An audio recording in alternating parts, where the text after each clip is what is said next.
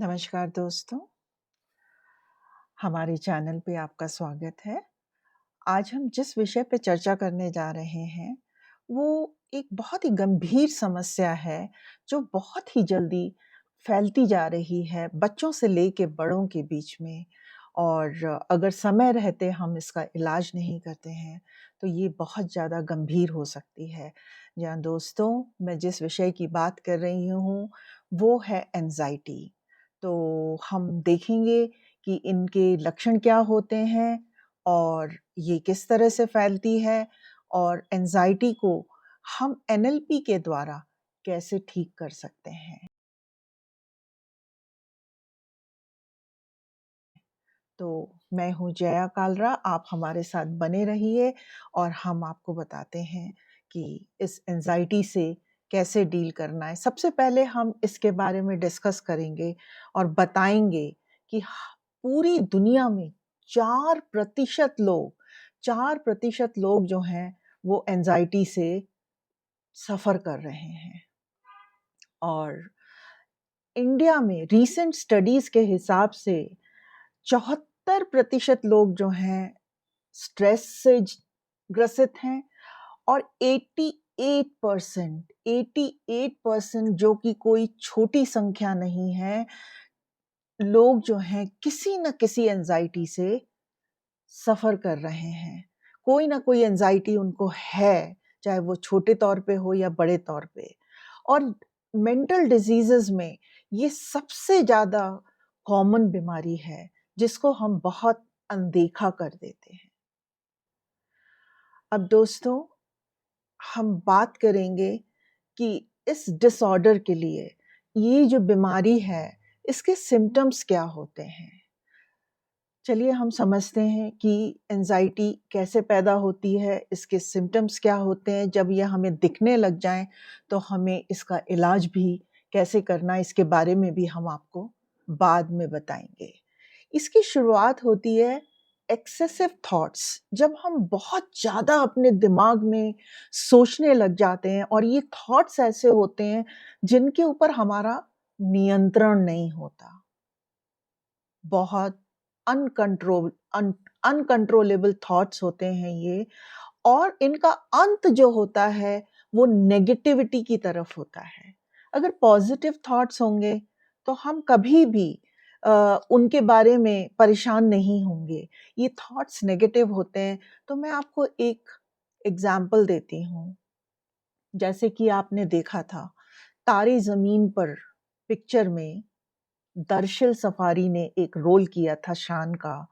और वो छोटा बच्चा जो है, एक डिस्लेक्सिया की बीमारी से ग्रसित था, जिसमें उस बीमारी के लक्षण होते हैं, आप पढ़ भी नहीं सकते और आप लिख भी नहीं सकते। तो अब आप बताइए, ऐसा बच्चा जब वो एग्ज़ामिनेशन हॉल में घुसेगा, तो उसके दिमाग में क्या ख़्याल आएँगे? कि उसने कोई तैयारी नहीं करी हुई है, उसको कुछ नहीं आता है। अब वो सोचेगा कि मैं ये एग्ज़ाम कैसे पास करूँगा? एग्ज़ाम में क्या आएगा? मैं क्या लिखूँगा? उसके बाद में मैं पास होऊँगा कि नहीं होऊँगा? और जब मुझे कुछ आता ही नहीं है या थोड़ा बहुत आता है, तो मैं पास होऊँगा कि नहीं? उसके बाद में दिमाग में ये विचार आता है, मैं फ़ेल हो जाऊँगा, तो मेरे घरवालों का कैसा रिएक्शन होगा? मेरे माता-पिता, मेरे संबंधी सब क्या कहेंगे? और सोसाइटी में लोग मेरे बारे में क्या बोलेंगे, क्या सोचेंगे? ये सोचते हम बिल्कुल एंड रिज़ल्ट तक पहुँच जाते हैं। और जब ये सोचते-सोचते हमारा जो दिमाग है, वो पैरालाइज़ होने लग जाता है। हमारी बॉडी भी एकदम पैरालाइज़ हो जाती है, क्योंकि हम इसमें इतना सोच रहे हैं और हमारा उस पे कंट्रोल नहीं है। सोशल एंग्ज़ायटी की जैसे मैंने आपसे बात करी, लोग क्या कहेंगे? ये सबसे बड़ी समस्या है आज के दिन में। हम जो कुछ भी करते हैं, हमें हमेशा ये परेशान करता है कि दुनिया हमारे बारे में क्या सोचेगी? अगर मेरी उम्र हो गई है और मुझे नौकरी नहीं मिली, तो लोग क्या सोचेंगे? मेरा परिवार क्या सोचेगा? उसके बाद आता है, अगर मैं कोई काम कर रहा हूँ या कर रही हूँ, तो मैं अपने घर में और ऑफ़िस में कैसे एक बैलेंस लेके आऊँ, वो भी चीज़ें आपको बहुत परेशान करती हैं।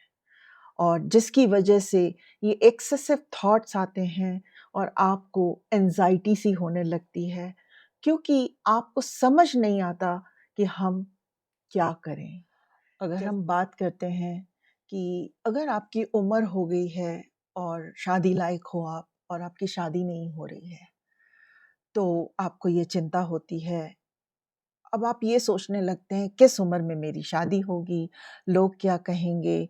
बढ़ती उम्र में अगर शादी होगी तो कब मेरे बच्चे होंगे और कब मेरा रिटायरमेंट होगा, मैं बच्चों को कैसे पालूँगा? उनकी शादियाँ कब होंगी? तो आप सोचिए कहाँ से आपने शुरुआत करी और कहाँ आप पहुँच गए।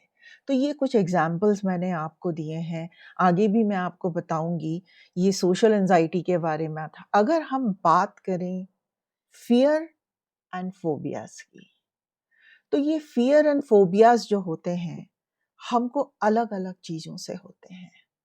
कोई भी चीज़ हो सकती है, किसी को पानी से डर लगता है, किसी को आग से डर लगता है, किसी को ऊँचाई से डर लगता है। अलग-अलग चीज़ों से अलग-अलग डर पैदा हो जाते हैं और जब भी ये डर पैदा होते हैं, तो इनकी एक तस्वीर हमारे दिमाग में आ जाती है, जो हमको डराने लगती है। जैसे कि मैं आपको अगर कहूँ, इस वक़्त आपके कमरे में आप जहाँ बैठे हैं, एक साँप घुस गया है। एकदम से अचानक आप घबरा जाएँगे। क्या होगा? सबसे पहले आपके दिमाग में इस साँप की एक पिक्चर पैदा हो जाएगी और उस पिक्चर के पैदा होते ही आपको एकदम से घबराहट शुरू हो जाएगी। अभी आपको नहीं पता है कि वो साँप हकीकत में आपके रूम में है या नहीं है, पर जो तस्वीर आपके मन में बन गई या कोई आवाज़ आपको सुनाई दे दी वैसी, तो उसके द्वारा आप जो हैं एक भय में आ जाएँगे। तो इसीलिए जब भी हम किसी भी एंग्ज़ायटी में होते हैं, किसी भी चीज़ के द्वारा, तो वो हमको क्या करती है, बिल्कुल उस चीज़ की तस्वीर हमारे दिमाग में बना के हमको एकदम पैरालाइज़ कर देती है। तो जैसे कि पैनिक ऑर्डर भी, अगर हम आपको कहें कि पैनिक ऑर्डर भी जो है, इसी का एक भाग्य है। मैं आपको यहाँ पे एक एग्ज़ाम्पल देती हूँ। करण जौहर ये एनएससीसी के लॉन्च के लिए गए थे और वहाँ पे उनको एकदम से पैनिक अटैक हो गया था। उन्हें ऐसा महसूस हुआ कि मेरे को हार्ट अटैक हो जाएगा।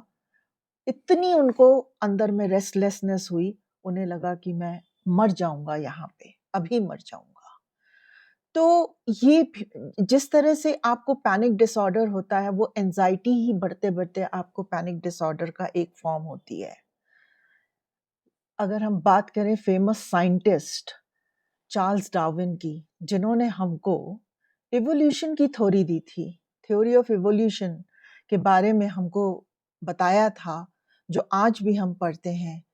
पर अगर आपको पता हो कि उनकी बाद की ज़िंदगी जो थी, वो एंग्ज़ायटी की वजह से बिल्कुल ही पैरालाइज़्ड हो चुकी थी। वो कुछ भी काम करने लायक नहीं रह गए थे। तो ऐसे बहुत सारे उदाहरण हैं। मैं आपको फिज़िकल सिम्पटम्स के बारे में बताती हूँ कि ये फिज़िकल सिम्पटम्स क्या-क्या हो सकते हैं। सबसे पहला होता है रेस्टलेसनेस। हमारे बॉडी में एक ऐसी रेस्टलेसनेस होती है कि हम एक जगह बैठ नहीं पाते, कोई एक काम में अपना मन नहीं लगा पाते, कुछ कर नहीं पाते। हमें बेचैनी सी होने लगती। अगर आप देखें तो हमको ब्रेथलेसनेस होने लगती है और हमको ऐसा लगता है कि हम बाहर खुली हवा में चले जाएँ, जिससे हम साँस ले सकें। हमें दम घुटने लगता है हमारा। तो ये ब्रेथलेसनेस भी, शॉर्ट ब्रेथ भी एक सिग्नल है कि हम इस वक़्त एंग्ज़ायटी में हैं। हमारी मसल्स को अगर हम देखें, उनमें भी टेंशन आ जाता है। कभी-कभी क्या होता है कि हमारी जो बॉडी है, उसमें कहीं पे भी कुछ ना कुछ ऐसी चीज़ें होने लगती हैं, एक फिज़ियोलॉजिकल चेंजेस होने लगते हैं, जो हमें बहुत तकलीफ़ देते हैं, या हमारी पूरी बॉडी भी काँपने लगती है। हमारी मसल्स टेंस्ड हो जाती हैं, फिर हम छोटी-छोटी चीज़ों में भी गुस्सा होने लगते हैं। कोई हमको थोड़ा-सा भी प्रोवोक करेगा, हमें गुस्सा आ जाए, हमें फ्रस्ट्रेशन होता है। ये फ्रस्ट्रेशन किस लिए होता है? क्योंकि जो हम करना चाह रहे हैं या जैसा हम करना चाह रहे हैं, वो वैसा हम कर नहीं पा रहे हैं, जिसकी वजह से हमारे को बहुत एग्रेशन हो हमारा, अगर आप देखें तो हार्ट रेट बढ़ जाती है। कुछ लोगों ने मुझको पूछा है कि क्या इससे हार्ट अटैक भी हो सकता है? डायरेक्टली तो इससे हार्ट अटैक नहीं हो सकता, पर ये एक कारण बन सकता है। क्योंकि आप देखिए, जब भी आपको एंग्ज़ायटी होती है, तो आपका हार्ट रेट जो है वो बढ़ जाता है। वो क्यों होता है? क्योंकि जिस वक़्त एंग्ज़ायटी होती है, उस वक़्त आपके हार्ट को ज़्यादा काम करना पड़ता है ब्लड को थ्रो करने के लिए, उसका जो सर्कुलेशन है, उसको बैलेंस करने के लिए। जिसकी वजह से क्या होता है, आपका बीपी बढ़ने लग जाता है, हाई बीपी हो जाता है। और आप जानते हैं कि हाई बीपी भी एक वजह होती है हार्ट अटैक होने की। तो ये एक डायरेक्ट नहीं, पर इनडायरेक्ट फैक्टर हो सकता है। आपका कंसंट्रेशन भी चला जाता है। जब आप किसी चीज़ पे कंसंट्रेट करना चाहते हैं, पर आपके थॉट्स जब इतनी तेज़ चलते हैं, आप बताइए आप कैसे उस चीज़ पे कंसंट्रेट, एक अवॉइडेंस बिहेवियर आता है आपके अंदर में। आप उन जगहों को अवॉइड करने लग जाते हैं या उन लोगों को अवॉइड करते हैं, जिसकी वजह से आपको एंग्ज़ायटी होती है। आप वहाँ जाना ही छोड़ देते हैं, उन लोगों से मिलना भी छोड़ देते हैं। इसके साथ-साथ क्या होता है, आप लोगों को ट्रस्ट करना भी छोड़ देते हैं। इसके साथ-साथ अगर हम देखेंगे सब्सटेंस अब्यूज़, जो लोग ड्रग्स लेते हैं या ड्रिंक्स बहुत करते हैं, स्मोकिंग करते हैं, ये सब चीज़ें करते हैं, इससे भी हमको एंग्ज़ायटी हो जाती है। कोई भी लत जो है, वो एक्सेस में होने से हमें जब उसका अब्यूज़ होने लगता है हमारी बॉडी पे, तो हमारी बॉडी जो है एक अलग तरीके से रिएक्ट करने लगती है और उसकी वजह से भी एंग्ज़ायटी पैदा होती है। जैसे एक इंसान ड्रिंक करता है, उसको लत लग गई है, अब वो काम पे जाता है, वहाँ वो कंसंट्रेट नहीं कर पाता, जिसकी वजह से उसको डाँट पड़ती है क्योंकि उसका काम ठीक नहीं है, वो समय पे नहीं पहुँचता, वो घर में अपनी ज़िम्मेदारियों को ठीक से नहीं निभा पाता। अब इससे क्या होता है? उसकी लाइफ़ पूरी डिस्टर्ब होने लगती है, जिससे उसकी एंग्ज़ायटी बढ़ जाती है। ये चीज़ें जो हैं, आपको मैंने बताई कि आप कैसे एंग्ज़ायटी के ग्रिप में आने लग जाते हैं और फिर ये धीरे-धीरे बढ़ के आपकी लाइफ़ को कैसे दुखद बना देता है। चलिए आज हम इस बारे में भी आपको बताएँगे कि हम इससे कैसे निजात पा सकते हैं या छुटकारा पा सकते हैं। तो कभी-कभी जब आप कहीं जा रहे हैं और आपको एकदम से एंग्ज़ायटी का अटैक होता है या आपको कोई चीज़ को देख के या किसी इंसान से मिलके या कोई बात सुन के अगर आपको एंग्ज़ायटी होने लग जाती, टेक्नीक भी बताएँगे, लेकिन उससे पहले हम आपको बताना चाहेंगे कि अगर आपको लगता है कि ये समस्या मेरे कंट्रोल में नहीं है, तो दोस्तों अपने घरवालों को बताइए, अपने दोस्तों को बताइए, ज़रूर मदद लीजिए क्योंकि आपको मदद की ज़रूरत है। ऐसा मत सोचिए कि इसको नकारने से कुछ दिनों बाद मेरी ज़िंदगी ठीक हो जाएगी। ये बढ़ के और आपको तकलीफ़ दे सकती है। तो ऐसे में आपके पास में एक तो रास्ता है कि आप साइकियाट्रिस्ट या साइकोलॉजिस्ट से मिलें और वो आपको एंटी डिप्रेसेंट देंगे या उनके पास में सीबीटी की टेक्नीक होती है, जिसमें वो आपके जो नेगेटिव थॉट पैटर्न्स हैं, उनको चेंज करके आपको उसमें उन्हीं पैटर्न्स में एक पॉजिटिव लुक देंगे। आपको समझाएँगे कि जो आपका थॉट प्रोसेस है, वो आप गलत सोच रहे हैं, आपको एक नया रास्ता दिखाएँगे। या फिर वो एक बिहेवियरल थेरेपी होती है, बीटी, वो आपके साथ करेंगे, जिसमें जैसे आपके बिहेवियर में जो चेंजेस आए हैं, सब्सटेंस अब्यूज़ की वजह से या किसी और वजह से आपके बिहेवियर में चेंजेस आए हैं, उनको भी वो ठीक करेंगे। और इसके अलावा आप खुद से अपने आप को कैसे ठीक करते हैं? चलिए इसके बारे में बात करते हैं। आप मेडिटेशन कर सकते हैं और माइंडफुलनेस के द्वारा, मतलब आप प्रेज़ेंट में रहिए, ना तो पास्ट के बारे में सोचिए और ना ही फ्यूचर के बारे में सोचिए। योगा करिए, आप योगा कर सकते हैं। ब्रीथिंग एक्सरसाइज, प्राणायाम, इस प्राणायाम को करने से जब हमारे प्राणायाम से हमारी सांस के द्वारा ब्लड का सर्कुलेशन अच्छे से फ्लो करेगा, तब भी हमें एंजाइटी में बहुत आराम मिलेगा। आप मॉर्निंग वॉक शुरू कर सकते हैं और मॉर्निंग वॉक करने से आपको क्या होगा, फ्रेश एयर जो आपके मिलेगी, उससे आपको जो ऑक्सीजन मिलेगा, उससे भी आपको बहुत फ़र्क पड़ेगा। इसके अलावा आप 3-3-3 एक रूल ऑफ एंजाइटी है, उसको आप फ़ॉलो कर सकते हैं। जैसे ही आपको एंजाइटी हो और आपको लग रहा हो कि अब ये बढ़ रही है, तो इमीडिएटली आप जो है क्या करिए, अपना फ़ोकस चेंज करिए और अपना फ़ोकस जो है आप अपने चारों तरफ देखना शुरू करिए और जब देखें 3 चीज़ों पे, 3 ऑब्जेक्ट्स के ऊपर आप फ़ोकस करिए। वो कुछ भी हो सकता है, अगर आप बाहर हैं तो कोई बिल्डिंग है, कोई पेड़ है, कोई भी चीज़ होगी, कोई चीज़ सामने रखिए, उन पे फ़ोकस करिए। उसके बाद आप 3 आवाज़ों को सुनने की कोशिश करिए और उन पे फ़ोकस करिए और वो अलग-अलग आवाज़ों को सुनने की कोशिश करिए और उसके बाद अपने बॉडी के पार्ट्स को, 3 अलग बॉडी के पार्ट्स को अलग-अलग तरीके से मूवमेंट दीजिए। इससे क्या होगा, आपकी फिजियोलॉजी चेंज हो जाएगी, आपका स्टेट जो है, आपका जो मेंटल स्टेट है या फिजिकल स्टेट है, एकदम से चेंज हो जाएगा। जिसकी वजह से जो विचार एंजाइटी के थे, वो वहीं रुक के चेंज हो जाएँगे। तो इसको हम एनएलपी में बोलते हैं स्टेट ब्रेक। तो स्टेट चेंज, स्टेट ब्रेक जब हम करते हैं, तो एकदम से हमारे शरीर में भी एक चेंजेस आने लगते हैं, क्योंकि हमारी फिजियोलॉजी चेंज हो जाती है। अब एनएलपी की एक और टेक्नीक है, जिसके द्वारा आप खुद को खुद से भी ठीक कर सकते हैं।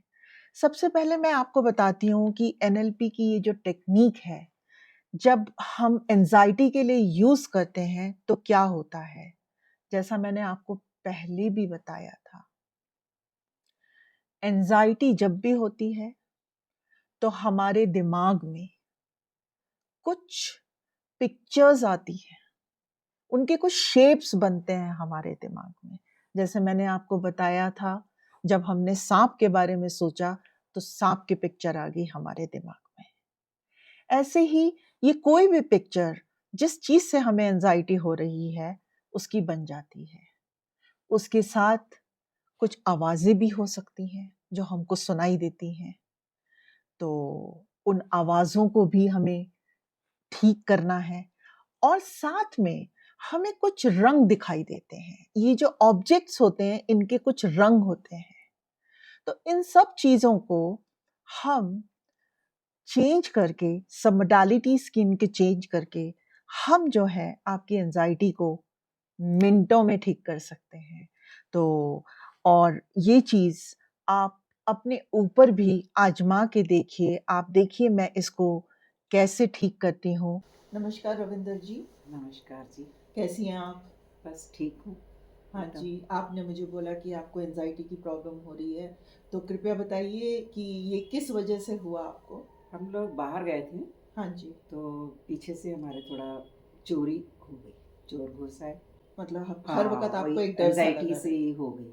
ओके, तो चलिए आज हम आपकी इस एंजाइटी को ठीक करते हैं। तो सबसे पहले आप अपनी आंखें बंद कर लीजिए और बिल्कुल रिलैक्स हो जाइए। जी। और दोस्तों देखिए, हम आपके सामने ही इनकी एंजाइटी को अभी ठीक करते हैं, तो आपको पता चलेगा कि आप खुद कैसे कर सकते हैं, इसलिए ध्यान से देखिएगा। तो रविंदर जी, मुझे बताइए कि आपको आप इस घटना के बारे में फिर से सोचिए। फिर से उस घटना के बारे में सोचिए कि क्या-क्या हुआ था उस वक़्त में। जी। और सोचने के बाद मुझे बताइए कि शरीर के किसी भी भाग में, चाहे वो यहाँ कहीं भी होगा, आपकी छाती में, पेट में, हाथ में, कहीं पे आपको कोई डिस्कम्फ़र्ट महसूस हो रहा है? कुछ परेशानी सी लग रही है, कुछ टाइटनिंग सी है?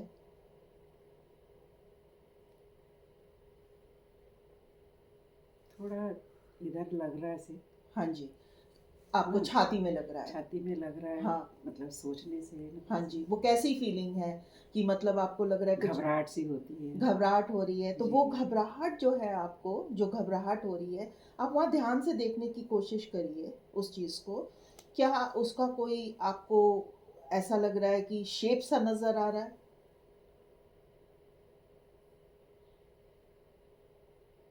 ये तो कोई भारीपन लग रहा है? भारीपन लग रहा है। आपको शेप भारीपन कोई लग रहा है कि दिखाई जैसे दे रही। वहाँ पे कुछ रखा हुआ हाँ, है, ये है कुछ हैवी वज़न हैवी। सा महसूस हो रहा हैवी है? लग रहा है कुछ। हैवी लग जी, रहा है। जी। क्या ये वज़न बहुत ज़्यादा है या बहुत कम है? नहीं, ठीक ही है, ना ज़्यादा ना कम। अगर मैं आपको बोलूँ कि ये जो हेवीनेस जो आपको लग रही है, इसका कोई शेप है, वहाँ पे आप देखने की कोशिश करिए। कोई पत्थर की तरह है, किस किस तरह का आपको शेप नज़र आ रहा है? स्क्वायर सी लग रही है ऐसे। आपको स्क्वायर सा लग रहा जी। है। और इसमें कोई रंग दिख रहा है आपको? कोई रंग जैसे ध्यान से देखने की कोशिश करिए। व्हाइट व्हाइट लग रहा है कुछ। व्हाइट लग जी। रहा है। तो ये व्हाइट में एकदम सफ़ेद वाला व्हाइट है? नहीं, नहीं, थोड़ा अलग ही रंग है। अलग मतलब मटमैला व्हाइट? मटमैला सा थोड़ा ऐसा। मटमैला जी, व्हाइट जी। है, ठीक है। और अगर मैं पूछूं कि ये किस डायरेक्शन में स्पिन कर रहा है, इसको आप ध्यान से देखिए। किस, आप हाथ से करके बताइए किस डायरेक्शन में स्पिन कर रहा है ये? ये मतलब राइट से ऐसे हाँ जी, हो रहा है थोड़ा। राइट से लेफ्ट लेफ्ट में में, जा रहा हाँ। है, एंटी क्लॉकवाइज हो जी। रहा है, ठीक है ना? एंटी जी। क्लॉकवाइज घूम रहा है। हो गया। तो अभी आप आंखें बंद रखिए। उसमें आप एक काम करिए कि जो आपका ये जो इसका रंग है, जो आपको मटमैला सा दिख रहा है, इसको अपनी पसंद का कोई रंग दे दीजिए। कोई अपनी पसंद का रंग दीजिए और मुझे बताइए आपने इसको क्या रंग दिया? मैंने मैरून कलर दिया है इसे। मैरून कलर दिया है। जी। ओके, अब एक काम करिए, इसको आप ये जो जो वेट था, इसको आप जो है, ये जो एंटी क्लॉकवाइज चल रहा था, जी। अब इसको आप क्लॉकवाइज चलाना शुरू करिए। उसको देखिए जैसे आप अपने हाथ से पकड़ के, जैसे एक मोटर का पहिया होता है वो एंटी क्लॉकवाइज चल रहा है, जी। अब आप उसको जो है क्लॉकवाइज चलाना शुरू करिए, बिल्कुल ऑपोजिट डायरेक्शन में। ठीक है। आप चलाइए, चलाते जाइए और जब आपको बिल्कुल लगे कि कंफर्ट महसूस हो कि अब वहाँ मुझे कोई भारीपन नहीं लग रहा है, तब आप मुझे बताइएगा। आप उसको चलाते जाइए।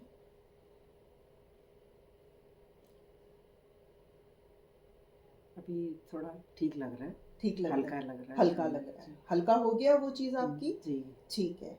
और इस वक़्त में आप उसको और थोड़ा चलाइए जिससे कि आपको वो बिल्कुल वो परेशानी वहाँ से चली जाए। हल्का ठीक लग रहा है अभी थोड़ा। अभी ठीक लग रहा है। जी। तो अब आप एक पहले काम से। करिए, जी। अब फिर से आप उस घटना के बारे में सोचिए और देखिए कि वही फीलिंग आपको फिर से आ रही है क्या?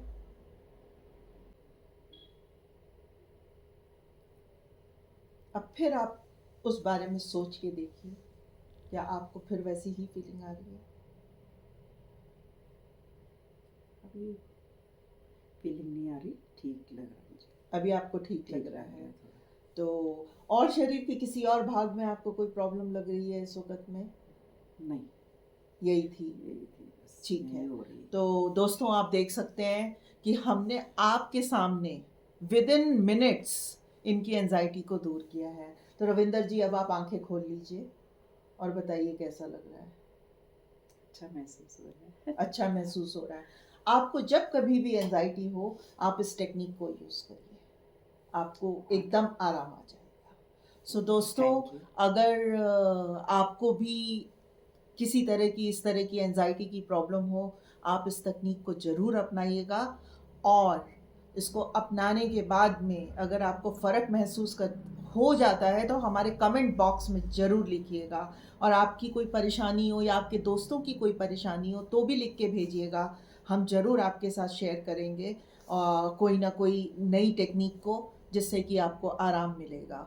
और साथ में अपने दोस्तों से ज़रूर शेयर करिए, हो सकता है आपकी वजह से किसी और को भी आराम मिल जाए। तो दोस्तों, फिर मिलेंगे एक नई वीडियो के साथ, एक नए सुझाव के साथ। तब तक के लिए नमस्कार।